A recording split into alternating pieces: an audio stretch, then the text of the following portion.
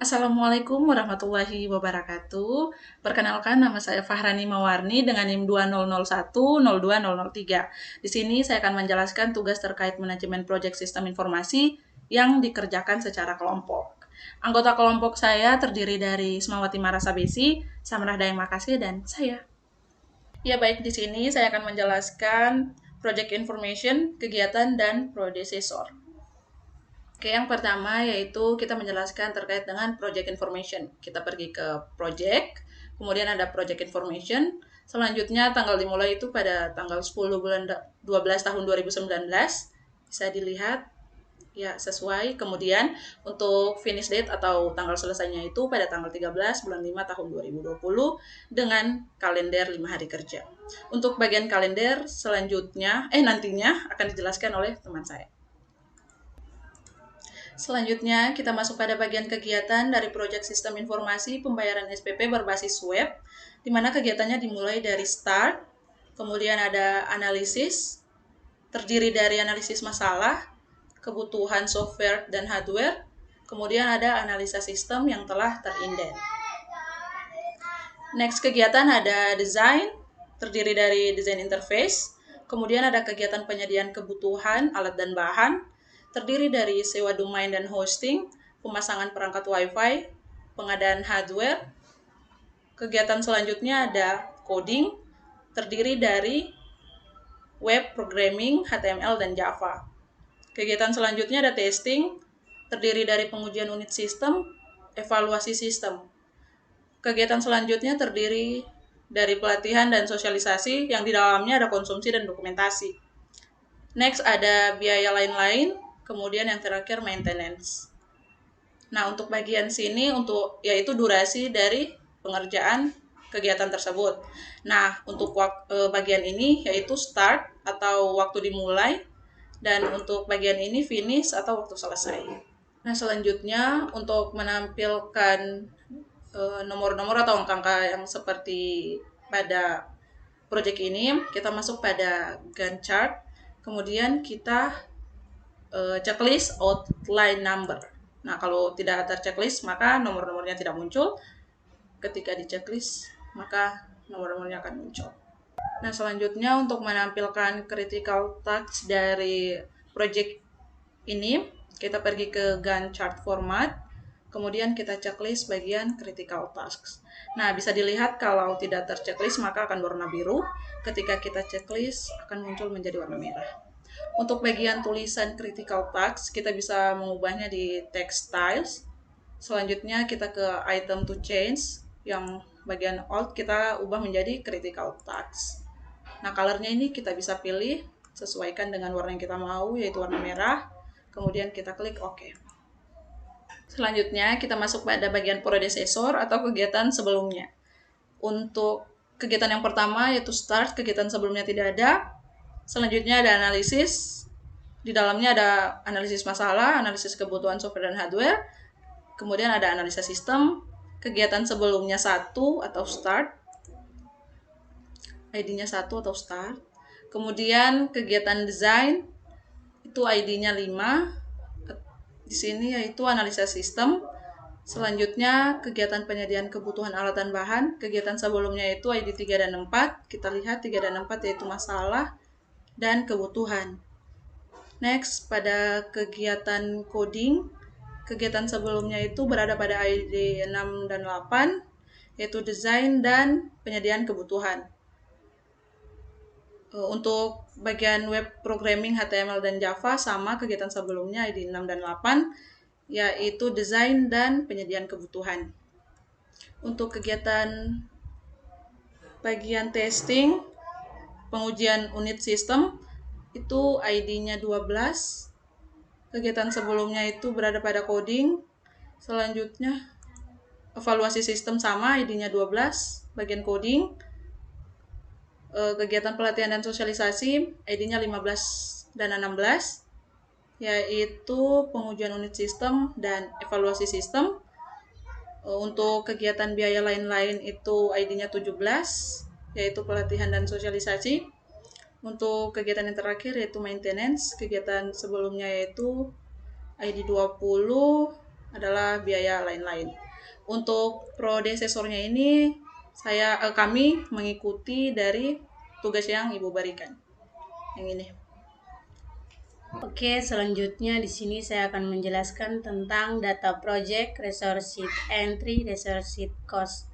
Oke, selanjutnya kita masuk ke kegiatan data project. Di sini klik kanan, lalu pilih time scale. Selanjutnya di sini untuk pilihan unit dan labelnya ini bisa disetting. Untuk pilihan units, kita bisa setting menjadi months, days, atau hours. Contohnya months. Lalu untuk labelnya ini kita bisa setting juga menjadi ini. Lalu klik OK. Dan di sini langsung akan berubah. Oke, selanjutnya di sini kita masuk ke change working time. Change working time ini untuk menentukan hari libur. Hari libur yang pertama yakni hari Natal. Hari Natal ini dimulai pada tanggal 25 bulan 12 tahun 2019 dan tanggal selesainya juga pada tanggal 25 bulan 12 tahun 2019. Selanjutnya hari libur yakni hari Kartini. Tanggal mulainya itu juga pada tanggal 21 bulan 4 tahun 2020. Tanggal selesainya pada tanggal 21 bulan 4 tahun 2020. Selanjutnya hari libur pada hari pendidikan. Tanggal mulainya itu pada tanggal 2 bulan 5 tahun 2020. Tanggal selesainya juga pada tanggal 2 bulan 5 tahun 2020. Selanjutnya klik OK. Oke, selanjutnya kita masuk pada kegiatan resource sheet entry. Di sini masuk ke view, terus klik resource sheet.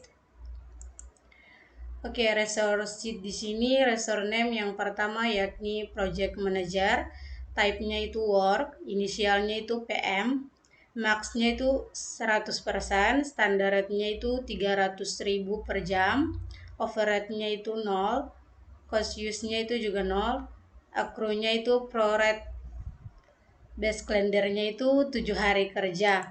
Itu di sini bisa diubah menjadi 5 hari dan seterusnya.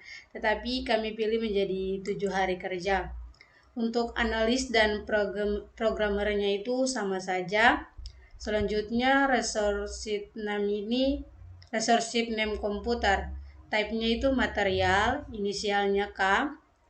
Untuk cost use-nya itu 15.900.000. Untuk accrue-nya itu star. Lalu untuk printer, wifi, maintenance, dan sewa domain dan hostingnya itu sama saja. Selanjutnya resource name subkontraktor, type-nya work, inisialnya SK, max-nya 100%, standarnya 100.000 per jam, overhead-nya 0, cost use-nya juga 0, accrue-nya itu prorate dan base kerjanya itu 5 hari kerja, juga bisa disetting menjadi 7 hari atau seterusnya, tapi kami pilih menjadi 5 hari kerja. Selanjutnya untuk yang di bawah kami ikut sesuai tugas yang Ibu berikan. Oke, selanjutnya pada kegiatan resource sheet cost ini kita masuk ke Gantt chart, lalu ke tables, lalu setting ke cost. Untuk fixed cost-nya nilai pada masalah ini 9.600.000.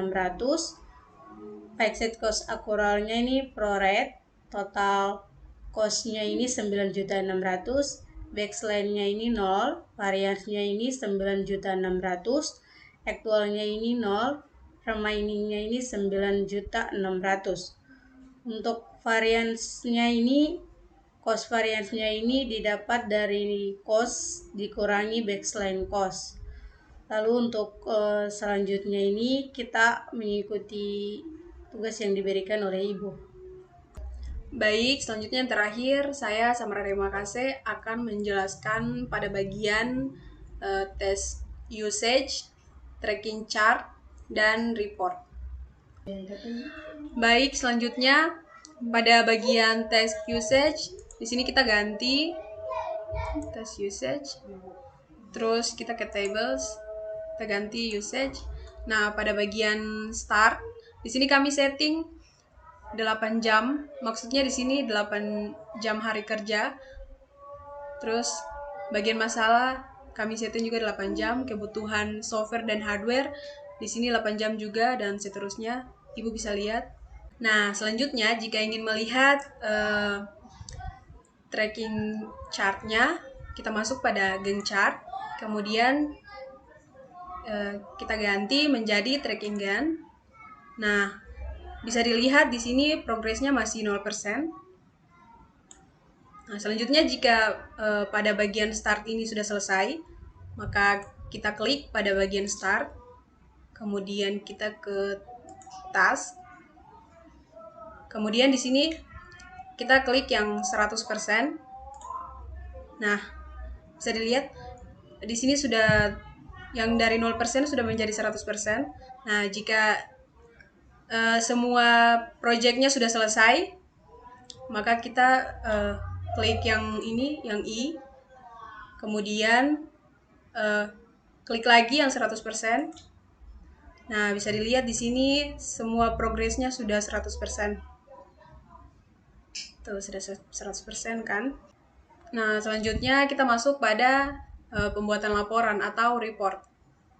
Nah, di sini kita klik pada menu report, kemudian new report. Nah, di sini ada pilihan nih, ada blank, chart, tabel, dan comparison.